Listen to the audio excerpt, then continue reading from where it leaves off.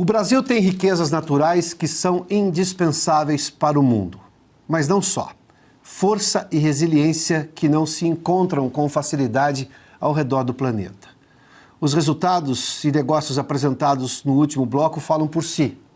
Mas sabemos que essa produtividade poderia ser ainda maior não fosse pelo tamanho do Estado que quem trabalha e produz tem de carregar. Um Estado burocrático, oneroso e que prejudica aqueles que mais geram riqueza. Um Estado que cobra, mas não devolve. E para piorar, com um governo populista e perdulário no comando, que gasta o dinheiro do pagador de impostos como se não houvesse amanhã. No Brasil, tudo é possível, mas é sempre mais difícil. Quer saber de uma coisa? Comida está mais importante que nunca. Segurança alimentar. Energia, mais importante do que nunca. Água, mais importante do que nunca. No meio da tempestade, não olhe para o casco do navio, olhe na linha do horizonte.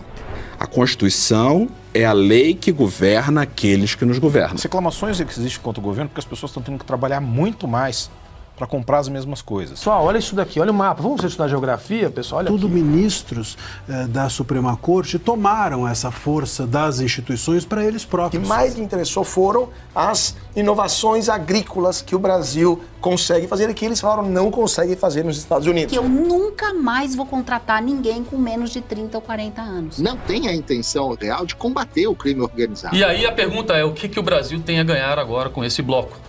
Agora ficou difícil a gente justificar. Quanto mais uniforme for a aplicação de uma lei, mais fácil os agentes econômicos conseguem se planejar para aquilo. Mas realmente o tamanho do Estado é que é muito pesado de carregar. Eu começo essas minhas respostas para você, infelizmente, tendo que desmentir a nota da Receita Federal. Quando não há o controle na produção, aí a bandidagem corre solta em cima disso. Porque nascer e morrer são atos jurídicos civis. Mesmo assim, os Estados Unidos representam 1/3 de todo o consumo global. É um mercado extremamente consumista. Outra coisa que a gente tem que lembrar é que países não têm amigos, países têm interesses. De uma maneira geral, a tributação sempre é a primeira opção. Ao aliar centro e direita, você neutraliza o atual presidente Lula.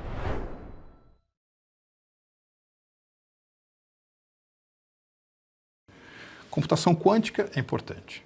Robótica é importante. Novos materiais são importantes. Inteligência artificial, super importante. Quer saber de uma coisa? Comida está mais importante que nunca. Segurança alimentar. Energia, mais importante do que nunca. Água, mais importante do que nunca. Então, nessas áreas aqui, enfim, a água, para gerar hidroeletricidade, hidroenergia, entre outras coisas, para turbinar os grandes data centers que são intensivos em inteligência artificial e são grandes consumidores de energia. Então, essas características, muitas delas que o Brasil tem com vantagens tradicionais, ricardianas, comparativas, vamos agregar aqui esse novo elemento dos minerais críticos, podem oferecer o diferencial para que, por meio do excedente do comércio desses bens, você gere os recursos necessários para fazer a diversificação da sua economia e a agregação de valor. Então, um cenário intensivo em geopolítica, se você está pilotando bem o barco, se você está navegando bem o barco, não é necessariamente ruim para o Brasil. No meio da tempestade, não olhe para o casco do navio, olhe na linha do horizonte.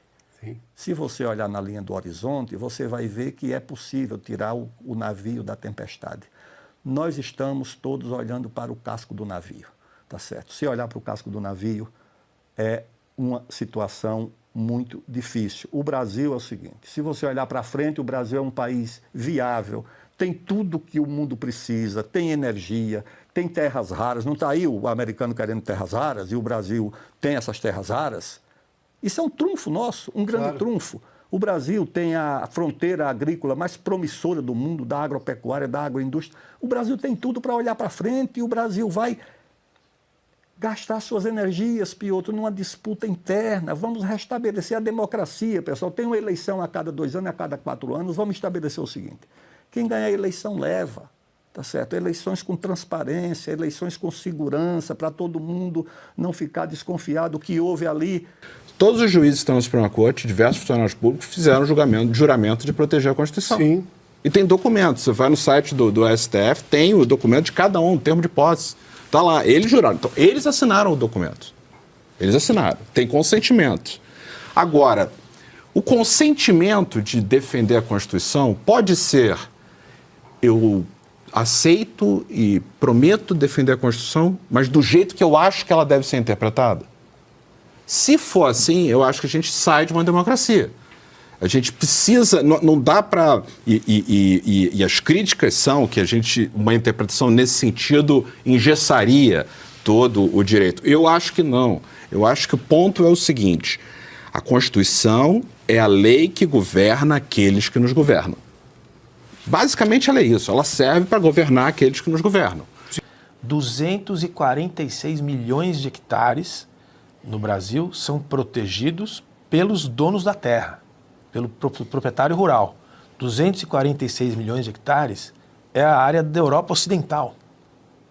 Ela é protegida em geografia pelo dono da terra, ou seja, 66% do Brasil, que a gente já sabia, os biomas estão protegidos desde sempre, como o Pedro Álvares Cabral chegou aqui, dos 6 biomas. 66% do território nacional. Metade quase disso está nas propriedades privadas. E é 246 milhões de hectares. Então é um negócio assim que deveria ir para o terceiro slide da apresentação de abertura. Seguramente. Pessoal, olha isso daqui, olha o mapa. Vamos estudar geografia, pessoal? Olha aqui. As instituições elas estão corroídas e se corroendo por nós termos colocado toda a força da instituição em pessoas, autoridades e, sobretudo, ministros da Suprema Corte tomaram essa força das instituições para eles próprios. E isso é muito perigoso, porque os ministros passam e as instituições ficam. Se o poder estiver neles, será levado com eles, ou não será deixado nas instituições. E o que eles fizerem também será uma desestruturação com a qual eles não arcarão. Quem arcará somos nós com o que está acontecendo. Então, me parece que o grande perigo é esse. Depositamos a força das instituições em pessoas, ou elas tomaram essa força, não sei se depositamos voluntariamente, mas isso aconteceu, e essas pessoas passaram então a agir como, digamos assim, reis do Brasil. Na COP, né, e pegando o elevador no hotel, apareceu uma executiva de uma grande empresa multinacional de fast food, né, americana. A americana estava lá, falou, como é que tá a COP? Ela não falou comigo de preservação ambiental, ESG, ela falou, nossa, a gente viu nos estandes da Embrapa, etc., as maravilhas, os marvelous, né, que vocês estão fazendo para aumentar a produtividade agrícola e para ter inovações no setor agrícola. Eles, obviamente, compram carne, compram alface, compram tomate, compram grãos. Ou seja, ela foi lá e a primeira coisa que ela me falou, o que mais lhe interessou foram as inovações agrícolas que o Brasil consegue fazer e que eles falaram não conseguem fazer nos Estados Unidos. Ou seja, muita gente, no final das contas, veio para a COP achando que a gente acha que vão lá ver questões ambientais, questões sociais, ESG. Não, na verdade, foram lá ver o que interessa de verdade, ou seja, a produtividade, o aumento da produtividade e a inovação agrícola brasileira. Porque são esses partidos de centro que têm prefeituras, governos, vereadores, deputados e senadores. E para uma eleição do tamanho de uma eleição presidencial, você precisa de palanque. Você precisa de grandes apoiadores. Então, ao fazer essa ligação, essa coligação, essa parceria entre centro e a direita, você consegue, ao mesmo tempo em que você dá palanque para os partidos de direita, você neutraliza os partidos de esquerda. Nesse caso, falando claramente, ao aliar centro e direita, você neutraliza o atual presidente Lula.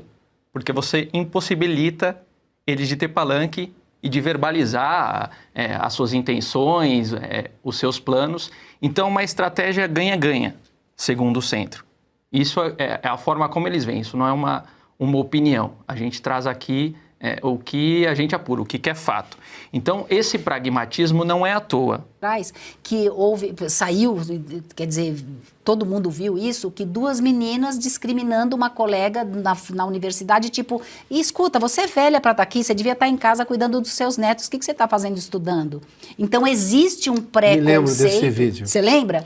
Então, e como tem um vídeo mais recente de um empresário, que ele fez um vídeo que bombou, dizendo que eu nunca mais vou contratar ninguém com menos de 30 ou 40 anos. O vídeo bombou, tipo, super polêmico. Mas, então, vamos olhar para isso e vamos repensar. A gente tem que repensar nos formatos. A sociedade mudou. né? Então, o que precisa fazer para isso dar certo? E outras oportunidades de atender o pedido do governo americano de declarar Comando Vermelho, PCC, Terceiro Comando e qualquer outro grupo de tráfico, milícia que seja no Brasil como grupo terrorista. Até porque a tratativa com esse grupo é totalmente diferente, tanto dentro da lei brasileira, como principalmente da questão internacional de combate ao terrorismo, podendo ter, inclusive, uma atuação direta americana em parceria com a Polícia Federal brasileira e com as polícias brasileiras a respeito. Mas isso foi negado no primeiro mandato de Trump pela Dilma, foi negado no segundo, agora, recentemente, por Lula também, a inclusão desses grupos como grupos terroristas, deixando claro que o governo atual, o governo petista, não tem a intenção real de combater o crime organizado. Tem os seus motivos, não vou entrar aqui nesse mérito, mas isso afeta diretamente a imagem do Brasil, não só com os Estados Unidos, mas com o mundo inteiro. Que país é esse que, de fato, não se organiza de forma a combater uma criminalidade que só no estado do Rio de Janeiro, segundo estudos de universidades públicas cariocas, 25% da população do Rio de Janeiro vive em áreas dominadas pelo tráfico ou pela milícia, onde o Estado não entra. Houve ali em 2014 a criação do Banco dos BRICS, né? Que até então era um banco, digamos, que estava ali muito focado na questão do financiamento da infraestrutura, né, sobretudo para os países que compunham o bloco. Mas, infelizmente, em 2023, a gente observa, né, uma guinada, né, um cavalo de pau, digamos, nesse projeto, no momento em que outras economias são inseridas, né, se juntam aos BRICS, economias que, na verdade, faziam muito mais parte de um projeto chinês do que propriamente de um projeto do bloco, propriamente. Então, o BRICS, digamos, né, com convite à entrada de países como a Etiópia, como o próprio Irã, né, como a própria, digamos, o Egito, né, Emirados Árabes, agora a Indonésia. Não era um projeto do Brasil, não era um projeto da Índia, não era um projeto da África do Sul, era muito mais um projeto da China e da Rússia, né? E aí sim aconteceu aquilo que a gente temia, né, desde o início da criação dos BRICS, que ele acabou virando um bloco, né, para fazer um contraponto à ordem ocidental. Esse é que é o ponto, né? E aí a pergunta é, o que o Brasil tem a ganhar agora com esse bloco? Agora ficou difícil a gente justificar. Quanto mais uniforme for a aplicação de uma lei, mais fácil os agentes econômicos conseguem se planejar para aquilo, para o bem ou para o mal. Você pode gostar ou não de uma lei, mas se ela é aplicada de maneira uniforme, você se prepara para aquilo, tanto o emprestador quanto o tomador, e o que é combinado não é caro. Claro. O problema é quando você tem uma variabilidade na interpretação da lei. Isso que causa insegurança. Na verdade, o Estado, como você bem colocou, é um Estado pesado, oneroso, paquidérmico, né, que não dá um ambiente rápido de solução no Brasil. Você vai tirar um licenciamento de uma nova fábrica, são quantos meses ou anos para você tirar. Então, a própria burocracia que temos aqui no país prejudica o desenvolvimento das nossas empresas. Mas, realmente, o tamanho do Estado que é muito pesado de carregar. Precisamos resolver essa questão para que possamos ter uma reforma tributária que coloque a nossa economia em paralelo ao que tem no mundo. Nós temos hoje prejudicados em função de uma carga tributária extremamente elevada. E essa é uma questão extremamente penosa para o setor produtivo. Eu começo essas minhas respostas para você, infelizmente, tendo que desmentir a nota da Receita Federal. O sistema de controle de bebidas fiscalizava a linha de produção de diversas fábricas de destilado no Brasil. De vodka, de uísque, de cachaça, de catuaba, dentre outros produtos. Eu tenho cópias dos prints desses produtos na linha de produção e da sistemática toda. Isso comprova que nós estamos falando a verdade e não quem redigiu a nota da Receita, que eu não sei se foi mal intencionado ou se a pessoa estava mal informada. A questão principal é, sem esse controle de produção, por mais que a gente tenha incrementado as ações de inteligência, as denúncias, as ações de law enforcement junto às autoridades, a gente não consegue fazer frente ao crescimento dessa indústria ilegal. Por quê? Porque com a entrada do crime organizado no setor de bebidas, há 3, 4 anos atrás, como já havia ocorrido anteriormente no setor de cigarros e no setor de combustíveis, a musculatura dessa indústria ilegal cresce muito, porque há uma capacidade econômica muito forte, uma capacidade de distribuição muito forte, o controle de áreas urbanas para a distribuição desses produtos. e isso acaba fazendo que o impacto cresça.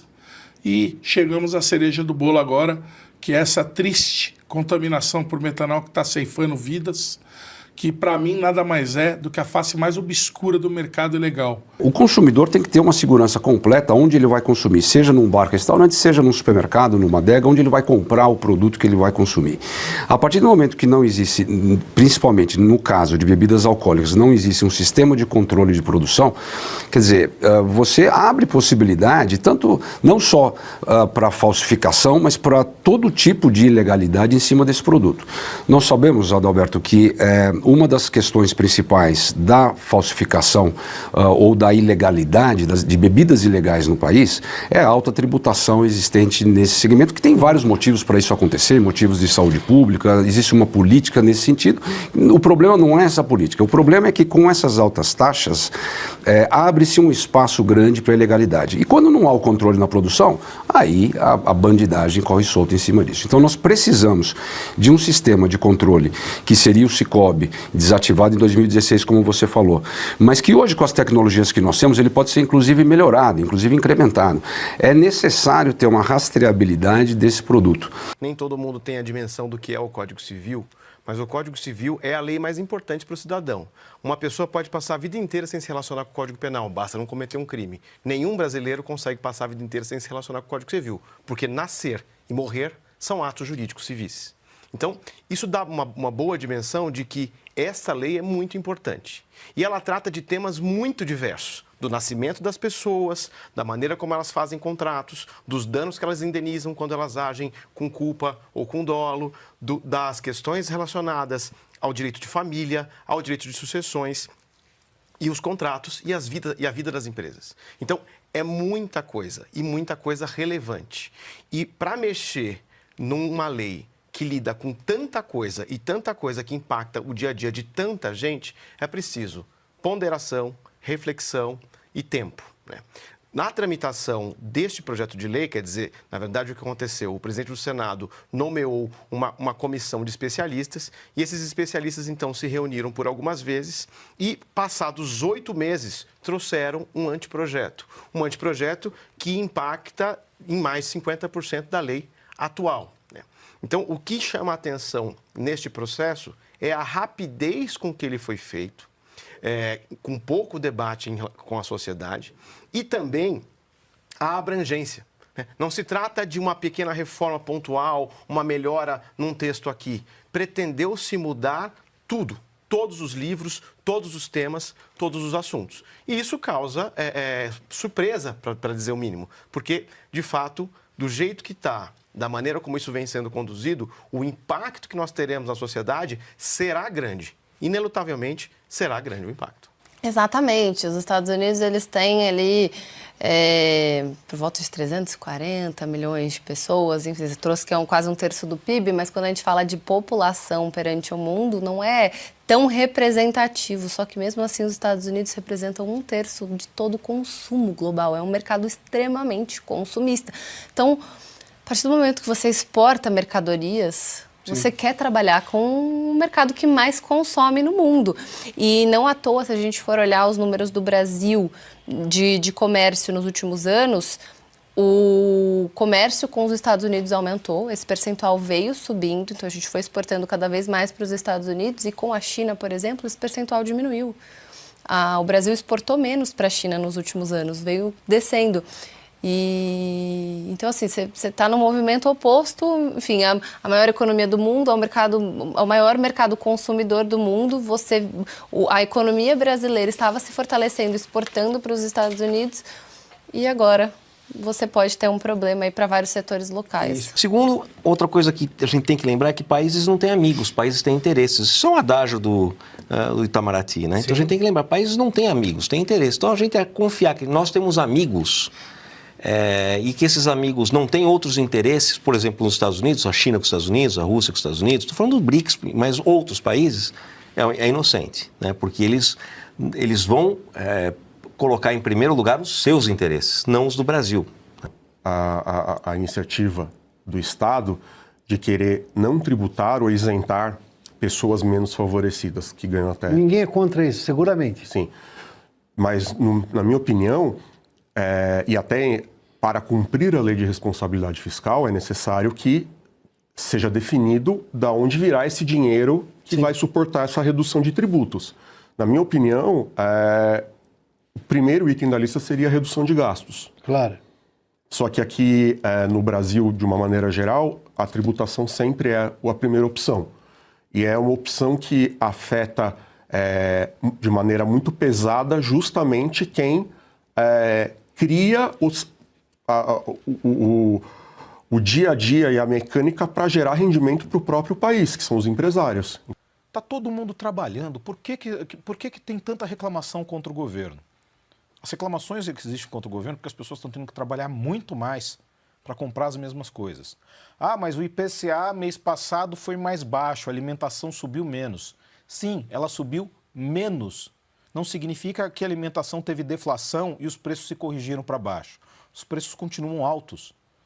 Ou seja, o patamar de preços vai sempre subindo numa escala, de repente ele diminui um pouco essa escala de alta, mas continua sendo alta. Ou seja, aquela parcela necessária para o trabalhador comprar a alimentação do mês, ela está comendo mais cada vez do orçamento.